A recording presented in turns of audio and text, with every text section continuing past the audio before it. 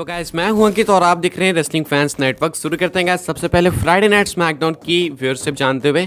तो स्मैकडाउन की व्यूअरशिप निकल के सामने आ चुकी है एंड इस वीक की व्यूअरशिप जो है डाउन है पिछले कुछ हफ्तों से। अगले वीक की पहले ही बता दूं कि और डाउन होगी, क्योंकि अगले वीक का जो स्मैकडाउन होने वाला है वो फॉक्स नेटवर्क से नहीं बल्कि FS1 से होने वाला है। तो वहाँ पर व्यूअरशिप कम जाएगी, ऑब्वियसली हमेशा जाती है कम, मतलब एक्सेस कम जाती है 1 मिलियन तक, तो वहाँ पे डाउन होने वाली है। लेकिन इस वीक की व्यूअरशिप पहले जान लेते हैं। इस वीक की व्यूअरशिप थोड़ी सी डाउन हुई है। लास्ट वीक के नंबर्स थे 2.375, इस वीक की व्यूअरशिप कम होके हुई है 2.157, स्टिल 2 मिलियन से ऊपर ही है। तो स्मैकडाउन की व्यूअरशिप कम भी होती है तो बहुत ऊपर रहती है बाकी रेसलिंग शोज से, चाहे वो मंडे नाइट रॉ हो या फिर NXT हो या फिर AEW का कोई शो हो, उससे ऊपर ही रहती है। तो स्मैकडाउन अगेन अच्छा स्कोर करते हुए 2.157 is a decent number for SmackDown मेरे हिसाब से। तो आगे आपके हिसाब से क्या शो के हिसाब से सही नंबर्स हैं, कमेंट करके बताना। आगे बढ़ते हैं गाइस, बात करते हैं जे ऊसो के बारे में। तो जे ऊसो के लिए जो है न्यू मर्च निकल के सामने आ चुका है। जी हाँ, new merchandise. And Jey Uso claim कर रहे थे जो कि मैं रियल ट्राइबल चीफ हूँ या फिर मेन इवेंट ऊसो जो भी, उसको ही लेके ये मर्च है। एंड बहुत तगड़ी मर्च है, आप लोग देख सकते होगे यहाँ पे जे ऊसो की मर्च है, पीछे लिखा हुआ है जे ऊसो एंड आगे है द रियल चीफ, यानी कि जे ऊसो खुद को रियल ट्राइबल चीफ ऐसा मान रहे हैं रोमन रेंस के सामने। तो इसको ही लेकर WWE ने मर्च रिलीज़ की है and I am damn sure कि भाई ये जो मर्च सेल्स है बहुत तगड़ी होने वाली है, बहुत ज़्यादा बिकने वाली है। अब जे ऊसो देखो करेंटली अच्छे खासे हाइप के अंदर है एंड उसके बाद ऐसा मर्च निकाल दो तो हाइप तो बनेगी। एंड रोमन रेंस मतलब बेसिकली ऐसी लड़ाई होगी कि रोमन रेंस कह रहे हैं कि मैं ट्राइबल चीफ हूँ, जे ऊसो कह रहे हैं कि मैं चीफ हूँ। तो अभी धीरे धीरे देख रहा हूँ मैं कि हर ब्लड लाइन का मेंबर अपने हक के लिए लड़ रहा है। जैसे अभी सोलो सिकोआ को भी ट्राइबल चीफ बनाने की बात की थी इन्होंने, जिस पर रोमन काफ़ी हंसे थे। तो सोलो सिकोआ भी आज ना कल जाकर उस चीज़ का बदला लेंगे ही लेंगे।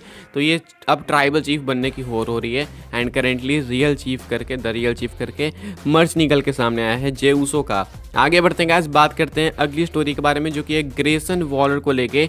तो भाई ऐसा क्यों लग रहा है कि रॉक की इन्वॉल्वमेंट हो सकती है समरस्लैम के अंदर, क्योंकि करेंटली जो ग्रेसन वॉलर का मेन एम है, जो भी मेन फोकस है, वो पीपल्स चैंप रॉक के ऊपर हो चुका है। मतलब लास्ट टाइम इन्होंने जॉन सीना के साथ करा मनी इन द बैंक के अंदर सेगमेंट एंड अभी रॉक लग रहे हैं कि आएंगे। मैं आपको बता दूं क्या है कि रॉक जो है पॉसिबली समरस्लैम में देखने को मिल सकता है, कल हमने ऑलरेडी कवर किया।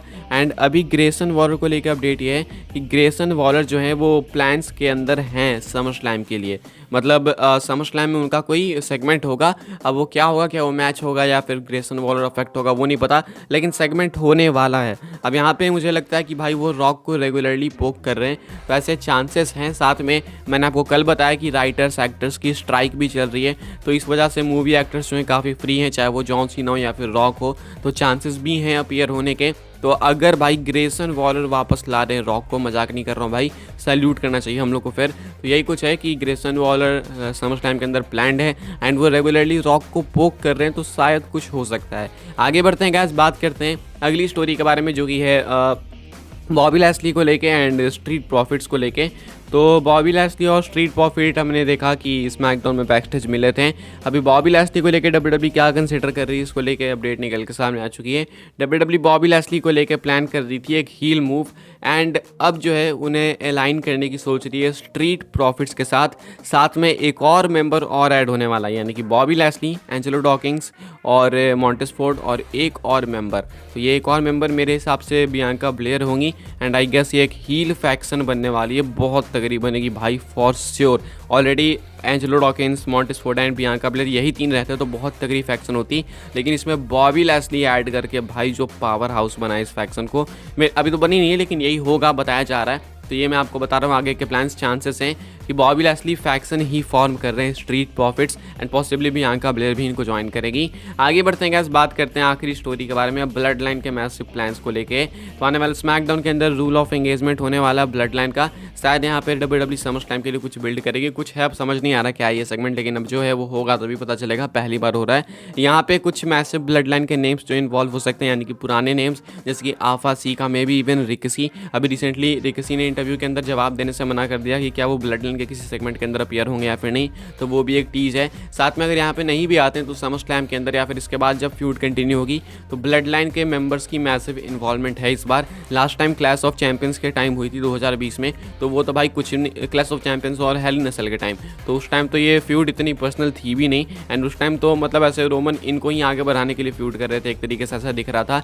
लेकिन अब तो सारी चीज़ें पर्सनल है एंड यहाँ पे लड़ाई है कि रियल ट्राइबल चीफ कौन है उस चीज़ के लिए। तो यहाँ पे ब्लड लाइन के मेंबर्स फॉर श्योर इन्वॉल्व होने वाले हैं एंड कुछ मैसिव ट्विस्ट एंड टर्न्स आपको देखने को मिल सकते हैं। फिलहाल यही सारी अपडेट्स है मेरे पास जो कि मैंने आपके साथ शेयर कर दी है। लाइक शेयर सब्सक्राइब करना गाइस, फॉलो करना मुझे इंस्टाग्राम पे, इंस्टाग्राम थ्रेड्स पे, ट्विटर पे, सबके लिंक है डिस्क्रिप्शन में।